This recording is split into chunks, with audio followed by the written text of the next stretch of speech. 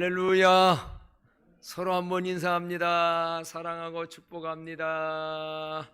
모든 분들 사랑하고 축복합니다. 정말 우리 교우들 보고 싶어요.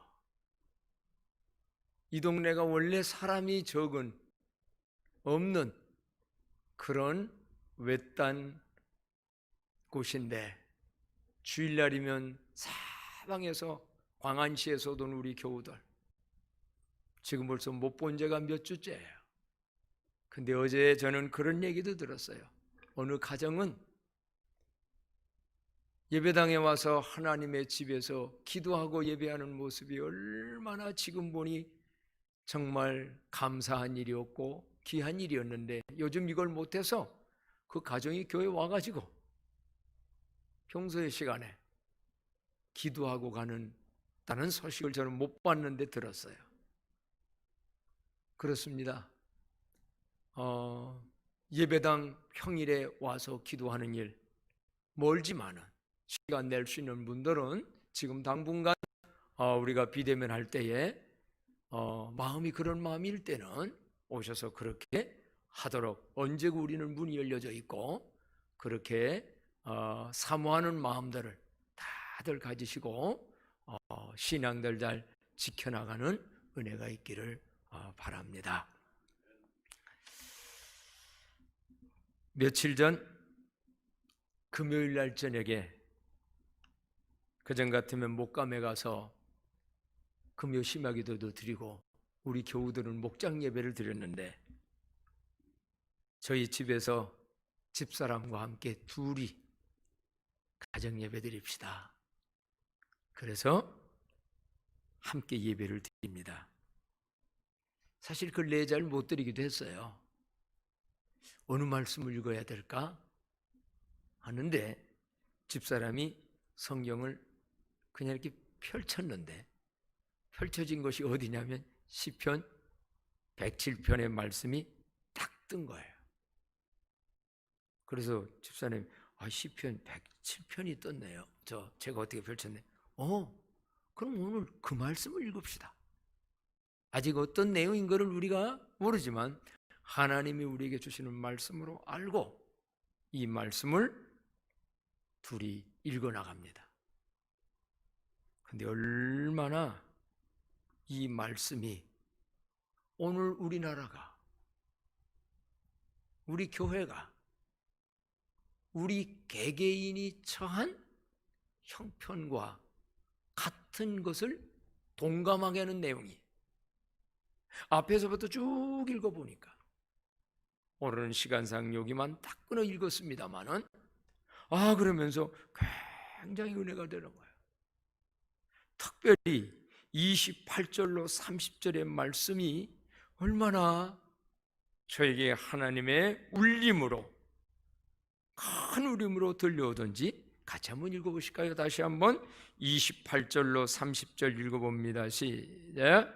이에 그들이 그들의 고통 때문에 여호와께 부르짖음에 그가 그들의 고통에서 그들을 인도하여 내시고 광풍을 고요하게 하사 물결도 잔잔하게 하시는도다. 그들이 평안함으로 말미암아 기뻐하는 중에 여호와께서 그들이 바라는 항구로 인도하시는도다. 아멘. 이 은혜가 있기를 축복합니다. 여기 이 말씀 쫙 읽으면서 여기서 광풍을 고요하게 하사 잔잔하게 하시고 지금 우리 나라에 일고 있는, 세계적으로 일고 있는, 개인적으로 일고 있는 광풍을 주님이 고요하고 잔잔하게 하시사 그들이 바라는 어디로? 항구로 인도했다. 그들이 바라는 항구로 하나님이 인도하시는도다. 그래서 오늘 말씀 제목을 바라는 항구로, 그들이 바라는 항구로 인도해 주시는 하나님에 대해서 전하려고 합니다. 먼저 한번 합심 기도를 해볼까요? 주여, 소망의 항구로, 바라는 항구로 인도하소서. 그들이 바라는 항구로 인도하시는도다. 하나님이 인도하신답니다. 어떻게 하면 하나님께서 인도하시는 그들이 바라는 그 소망의 항구로 인도함을 받는 우리들이 될 수 있을까요? 망망한 바다 위를 항해하는 항해자들이 가장 바라고 사모하고 소망하는 것이 어디냐라고 묻는다면 어딜 것 같습니까? 항구입니다. 물 위에서 바다에서 지금 망망바다를 항해하다가 그 배후에 탄 자들, 여러 명의 종류의 사람들이 있겠죠. 배를 인도하는 선장도 있고 선원도 있고 승객도 있고 이런저런 사람들 모두가 다 뭘 바라는가? 하루빨리 목적지인 그 항구에 도달하기를, 그 항에 입항하기를. 특히 해군들은요, 바다에 한번 작전 나가게 되어지게 되면 여러 주를 물 위에서만 떠오에 산답니다. 그들이 바라는 게 뭐냐? 아이고, 빨리 모든 거 끝나고 육지에 있는 항구에 입항하기를 그렇게 사모합니다. 잔잔한 바다 위를 항해하는 자들도 그러할진데, 특히 오늘 본문에 나오는 이와 같은 상황 속에서 그들이 바라는 항구는 어떤 의미의 항구일까? 본문 말씀에 나오는 그들은 지금 어떤 상황에 처해 있습니까? 한마디로 말한다면 큰 광풍으로 큰 고통 중에서 생사를 가름하는 그런 상황에 처해 있는 모습을 보게 됩니다. 얼마나 구체적으로 광풍 때문에 이는 풍랑 속에서 지금 헤쳐나가고 있는지를 이 시편 기자는 이렇게 말하고 있네요. 26절 말씀부터 한번 나같이 읽어볼까요? 시작. 그들이 하늘로 솟구쳤다가 깊은 곳으로 내려가니 그 위험 때문에 그들의 영혼이 녹는도다. 그들이 이리저리 구르며 취한 자같이 비틀거리니 그들의 모든 지각이 혼돈 속에 빠지는도다. 이에 그들이 그들의 고통 때문에 여호와께 부르짖으매 그가 그들의 고통에서 그들을 인도하여 내시고 그랬어요. 언젠가 울릉도를 한번 가는데요, 그 배도 적지 않은 배인데 풍랑이 한번 일어나니 바람이 막 처음에도 뜰까 말까 뭐 뜨네 못 뜨네 연장에다가 갑니다 하고 가는데요, 와, 배가 파도를 타고, 정말 저는 뭐 바닷가에 살았지만은 그런 풍랑은 봤지만 그럴 때 배 타본 적이 없어요. 다들 보니까 저뿐만 아니라 이리 뒹굴고 저리 뒹굴고 그러다가 다 어디로 달려가? 화장실로 비닐봉지 붙잡고 막 토해내는데, 불안한 마음이 자꾸 들으니까는요, 야, 이거 이러다가 이거 사고 나는 거 아닌가, 침몰되는 거 아닌가. 오늘 이 그들은요, 지금 광풍이 일어나가지고 얼마나 힘들었던지 그 위험 때문에 그들의 영혼이 녹는다고 그랬네요. 영혼이 녹는다. 또 뒤에 보게 되면 모든 지각이 혼돈 속에 빠진다. 거기 뭐 유명한 대학 나왔다고 박사라고 사장님이라고 아니면 뭐 굉장한 권력자라고 너나 할 것 없습니다. 지각이 소용없어요. 인간적인 힘과 지혜의 능력에 무력감을 느끼게 하는 상황, 그들이 당한 상황입니다. 아마 그래서 이런 표현을 오늘날로 말한다고 하면 멘붕? 어떻게 해야 될지를 모르는, 아니면 패닉? 멍해지는 거예요. 뭐를 어떻게 해야 될지. 저는 한번 생각해 봅니다. 이번 우리나라가 당하고 있는 지금 광풍들, 올해는 태풍이 3번이나 연거푸 우리 한국을 왔습니다. 아이삭 태풍 위력이 얼마나 엄청났던지 여러분 보셨죠? 울릉도의 피해 현장, 제가 울릉도 가봤으니까 알잖아요. 파도를 막기 위해서 엄청난 콘크리트로 만든 그 별 불가사리 같은 모양으로 만든 그게 50톤짜리랍니다 하나에. 20m의 태풍이 파도를 일으키더니 그거를 글쎄 떠다가 몇십 미터 밖에 도로 위에다가 그걸 또 옮겼고 박살이 났어요. 그래서 울릉도 해변도로가 있는데 옆에 거기 이렇게 동굴 같은 이렇게 그 터널 같은 데를 그 앞에 막아버렸어요. 난 그거 보는 순간 저거 내가 가봤던데. 야, 자연의 힘이 이 정도입니까? 얼마나 그들은 지금 힘들어할까요?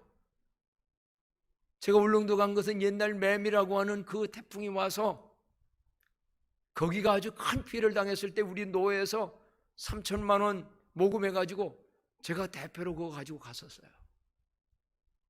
근데 지금은 너도 나도 당한 사람들이 많고 코로나 때문에요. 우리 노회에서도 수해연금 한번 하자는 말도 지금 못하고 있어요. 나도 힘든데 뭐. 바닷가에서 양식업을 하는 사람들은 태풍이 일자 그 고기 길리는 조그만 그 모든 것들 다 날아갔어요. 어제 뉴스엔도 보니까 농사 짓는 분들 과수원 1년 농사인데 다 그 과일도 떨어져 버렸어. 과일만 떨어져도 괜찮겠는데 그 과수나 목이 다 쓰러져 버렸어. 그럼 앞으로 어떻게, 그들은 그게 직장입니다. 그뿐만입니까? 코로나의 광풍으로 인해서 소상공인들 문 닫으라고 해서 그 100만 원 준다고 100만 원 가지고 해결될까요?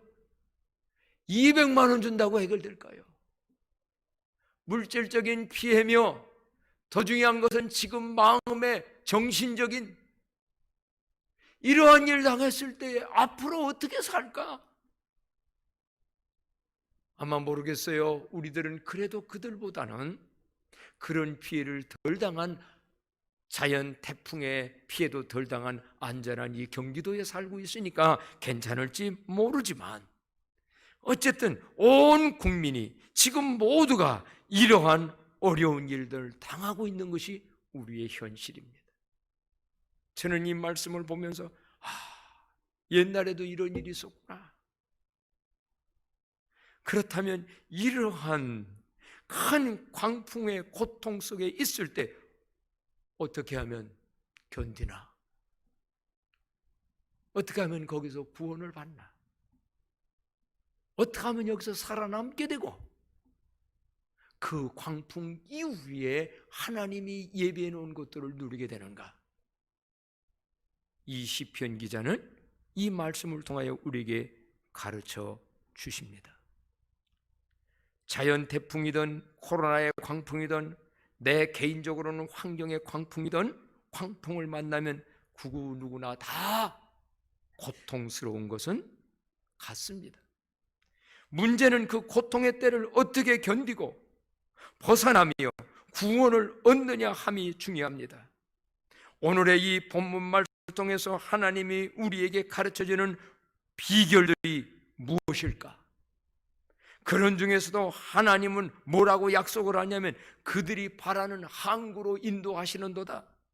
그러면 그들이 바라는 항구로 인도함을 받는 길은 무엇일까? 라는 하나님의 가르침이 있을진데 오늘 여기 19절로 20절의 말씀에 보니까 이렇게 말씀을 하고 있습니다. 다 같이 한번 19절로 20절 읽겠습니다. 이에 그들이 그들의 고통 때문에 여호와께 부르짖으매 그가 그들의 고통에서 그들을 구원하시되 그가 그의 말씀을 보내어 그들을 고치시고 위험한 지경에서 건지시는도다. 아멘. 이에 그들이 그들의 뭐 때문에? 고통 때문에. 한번 따라합시다. 고통 때문에. 고통 때문에. 그 현실적 고통에서 대안이 뭐였느냐? 여호와께 뭐 했습니까? 부르짖었습니다. 그렇습니다, 여러분. 항상 듣는 말씀이고 너무 식상한 말씀인지는 그렇게 받아들일지는 모르지만 대안은 여호와께 부르짖는 것입니다. 성경 곳곳마다의 말씀을 보면요, 너는 내게 부르짖으라. 내가 알지 못하는, 내가 내게 응답하리니 내가 알지 못하는 크고 은밀한 일을 내게 보이리라. 예레미야 33장 2절에도 보면 너는 내게 부르짖으라. 다른 데 보면 환난 날에 나를 부르라. 내가 너를 구원하리니 너희가 나를 뭐하게? 영화롭게 하리라. 여러분, 곳곳마다 부르짖는 것. 그런데 우리는 여기서 이런 의무를 한번 갖게 됩니다. 왜 하나님은 우리들이 하나님께 부르짖어야 하며, 하나님은 왜 우리들의 부르짖음을 그처럼 원하고 계시고, 우리가 하나님께 부르짖어 기도할 때 하나님은 어떻게 하시는 분인가? 라는 질문을 던져보게 돼요. 사실요, 성경에 보게 되어지게 되면 왜 이런 고통이 인생에게는 오게 되는가? 왜 이런 고통이 우리들에게 오게 되는가? 여기 한번 우리는 이해되기 어렵고 받아들이기 어려운 말씀 한 절을 우리는 함께 봐야 되겠어요. 참, 어떻게 보면 믿음 없이 이 말씀을 보면 하나님이 아주 나쁜 하나님으로 만들어집니다. 25절 한번 읽어보실까요? 25절 읽어봅시다. 시작. 여호와께서 명령하신즉 광풍이 일어나 바다 물결을 일으키는도다. 여러분, 광풍을 누가 일으켰습니까? 여호와께서 명령하신즉, 하나님께서 명령하신즉 광풍이 일어나서 바다 물결을 일으켰답니다. 그럼 오늘날 있는 이러한 여러 가지 의미에 태풍의 광풍이든 코로나의 광풍이든 개인적인 인생상의 광풍이든 이 고통이 하나님이 일으켰다는 거 아닙니까? 왜 하나님이 이런 일을 행하십니까? 그 좋으신 하나님이. 그 선하신 하나님이 왜 인생을 이렇게 고통스럽게만 하는 악한 하나님이십니까? 성경은 한 눈만 보고 해석해서는 안 됩니다. 인간 사회, 이 세상에 왜 이런 고통의 광풍이 부는가? 시편 오늘 107편 앞절에 보게 되면요, 그 근본적인 원인을 말씀하고 계십니다. 시편 107편 오늘 본문 11절로 12절을 한번 볼까요? 11절로 12절 다 같이 한번 읽어봅시다. 시작. 하나님의 말씀을 거역하며 지존자의 뜻을 멸시함이라. 그러므로 그가 고통을 주어 그들의 마음을 겸손하게 하셨으니 그들이 엎드러져도 돕는 자가 없었도다 라고 말씀합니다. 여러분, 광풍을 명한 건 하나님입니다. 그런데 왜 하나님이 그런 광풍을 명하셨는가라의 근본적인 원인은 하나님께 있는 게 아니고 인간들에게 있습니다. 하나님에 의해서 창조되고 하나님의 은혜로 살아가는 자들, 앞으로도 하나님의 도우심이 있어야만 진정 안전한 항구에서 평안을 누리게 될 것이 인생들인데, 그 인생들이 하나님의 말씀을 거역하며 지존자 거룩하신 이 인생의 생사화복과 흥망성쇠와 지구의 모든 것을 다 주장하시는 지존자의 뜻을 멸시하고 우습게 여기고,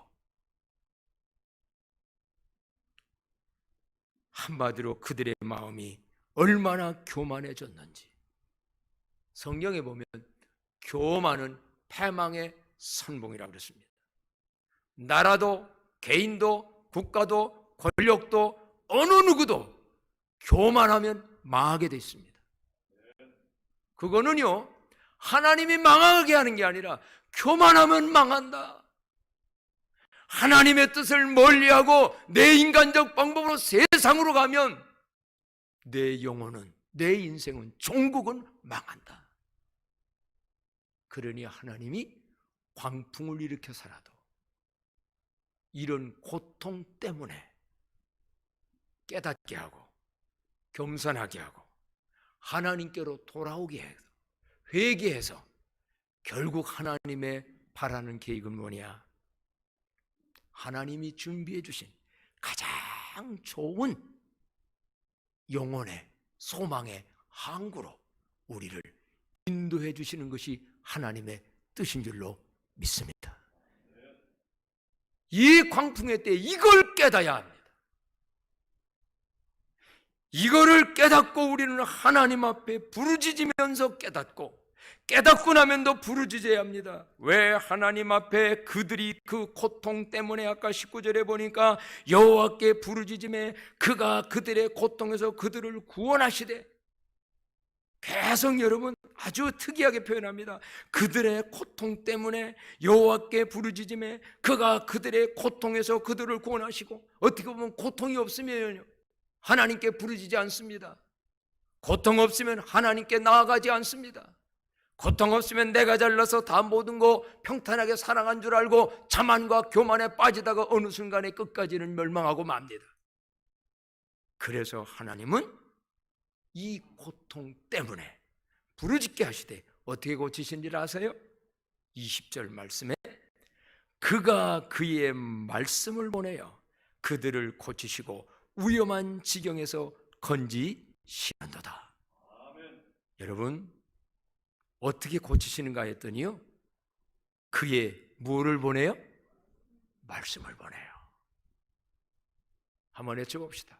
그의 말씀을 보내요. 그의 말씀을 깨닫게 함으로 고친다는 거예요. 우리의 생각이 고쳐지고요, 삶의 방법들이 고쳐지고요, 우리의 잘못된 신앙생활들이 고쳐지도록 하나님이 그의 말씀을 보내요.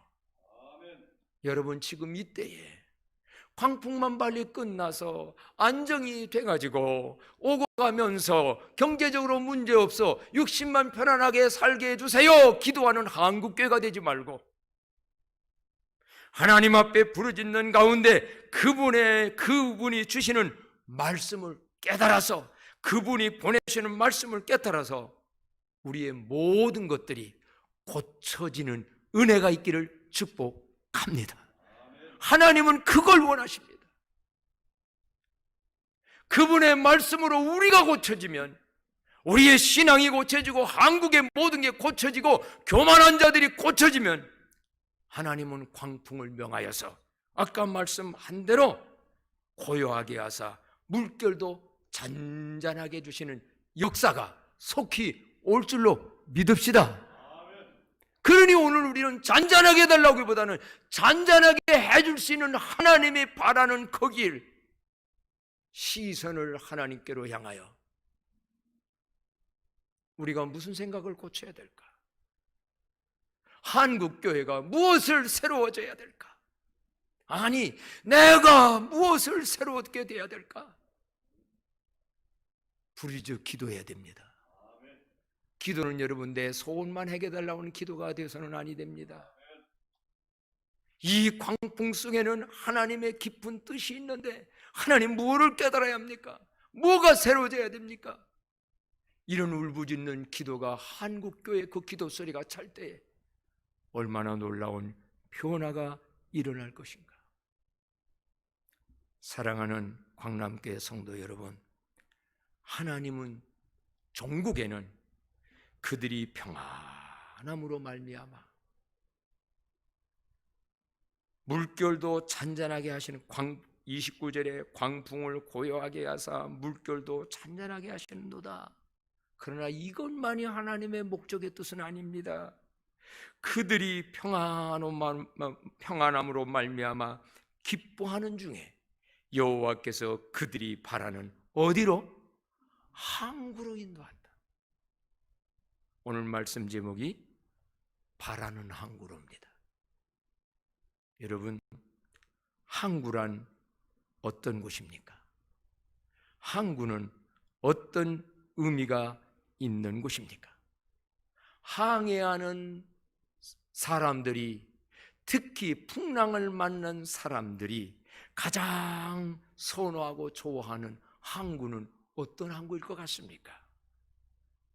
일반적인 항해자들이 가장 선호하는 항구는요, 풍랑을 잘 안전하게 막아주는 안전한 항구. 태풍으로 바다가 막 몰아올 때 그래서 방파제를 쌓잖아요. 철포에도 가면 크진 않지만 그 안에 배들이 거하도록 그 파도를 막아주는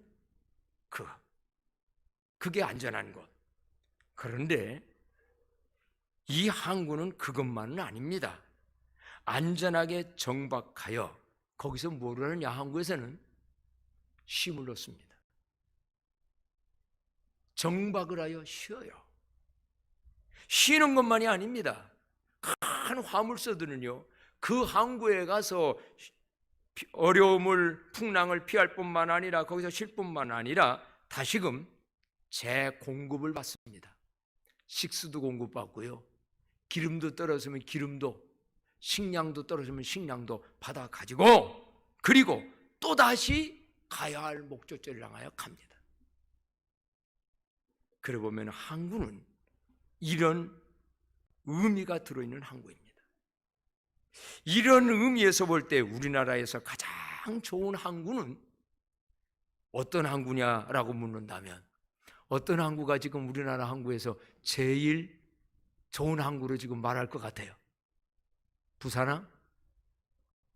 인천항? 뭐 어떤 분이 그랬더니 나폴리항, 외국에 있는 저 거기를 진짜 가봤어요. 나폴리항.